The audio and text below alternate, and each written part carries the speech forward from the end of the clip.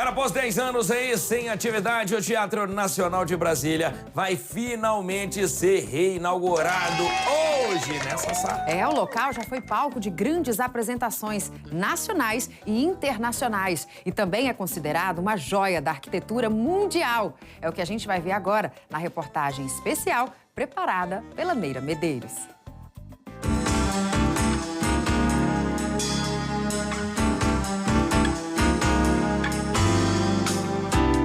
No traçado do plano piloto, uma obra se destaca no corpo do avião. Uma pirâmide sem topo, com estruturas geométricas de concreto, foi projetada para ser o principal espaço cultural da nova capital do Brasil. Área destinada ao setor cultural norte. A planta, idealizada por Oscar Niemeyer, teve o auxílio de grandes nomes da arte modernista.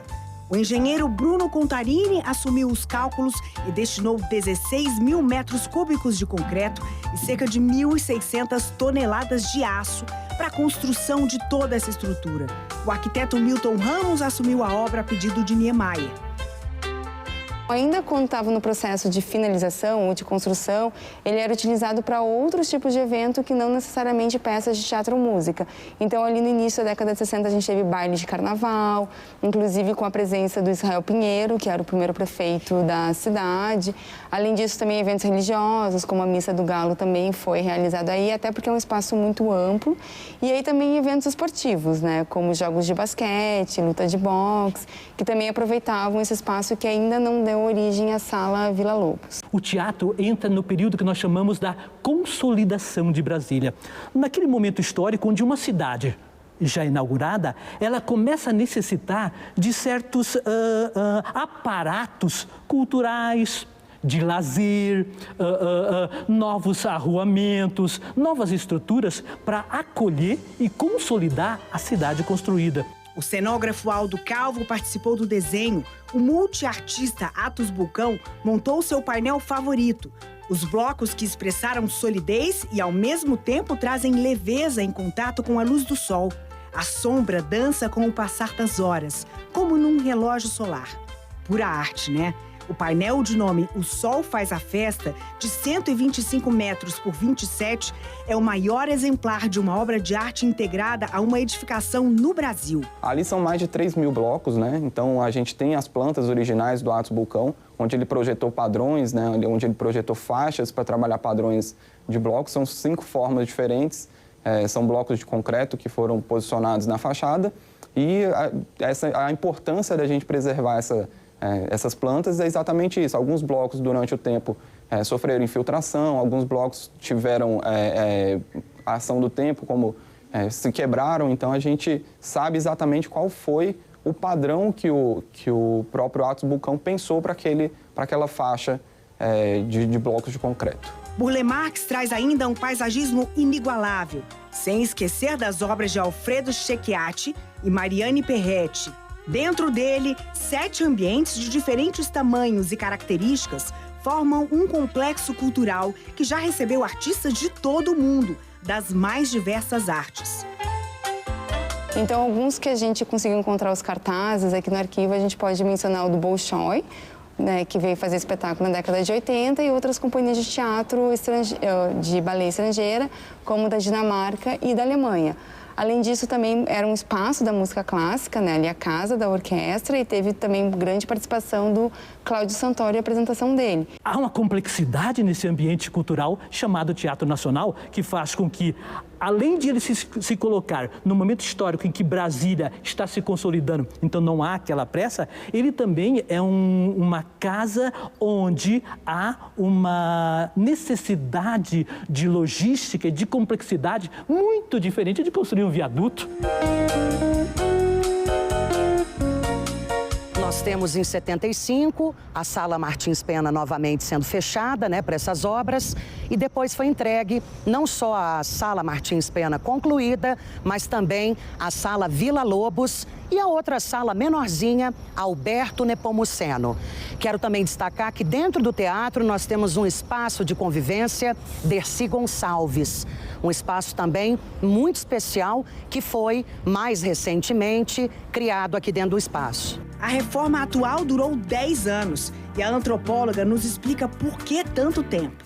Muita dificuldade, então, para que nós pudéssemos atender aos pré-requisitos, às exigências do tombamento, porque nada pode ser alterado dentro das especificações iniciais, e também a dificuldade financeira, né, de angariar aí fundos para que a gente pudesse, então, concluir.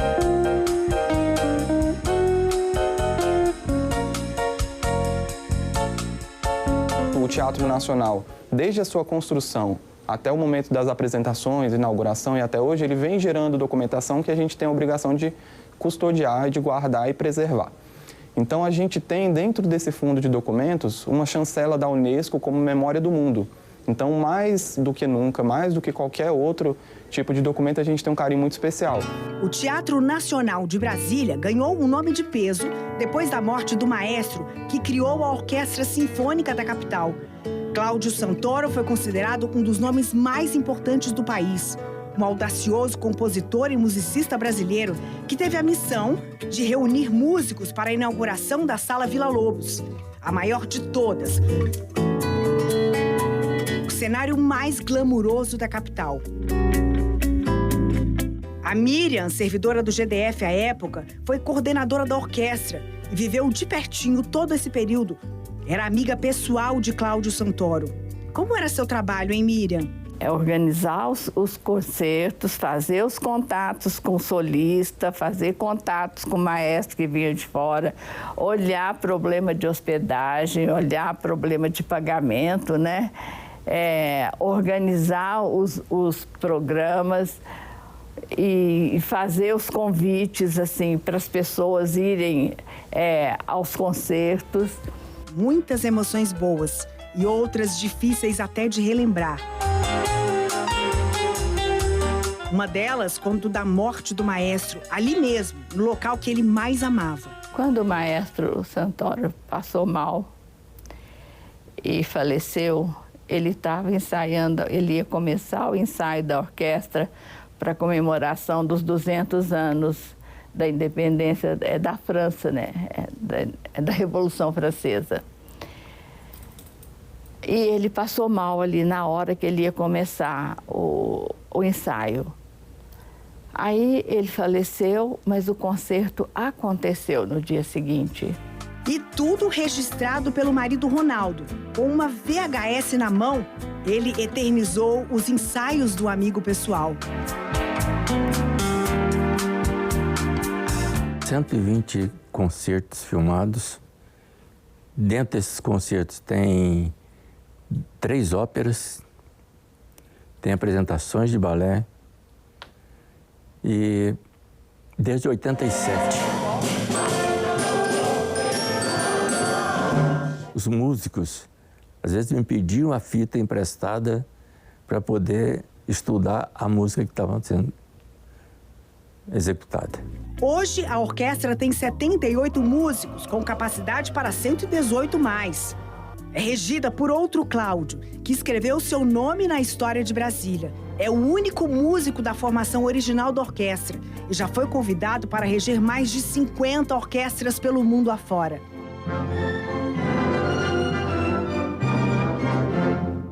Sempre digo que o nosso teatro é o teatro nacional, não é um teatro municipal. Ele representa a cultura do nosso país. Nós estamos na capital da República e a capital da República, ela é o exemplo, né, do nosso país para o próprio país e para o mundo. Então, a volta esse resgate do Teatro Nacional significa o resgate da nossa identidade cultural, não só na música, mas também nas artes em geral, no teatro, na dança. Então, para nós, assim, é muito importante e para a própria sociedade, para o país, ter o Teatro Nacional de volta aí entregue para a população, ainda que seja a Sala Martins Pena, que também é uma sala muito importante.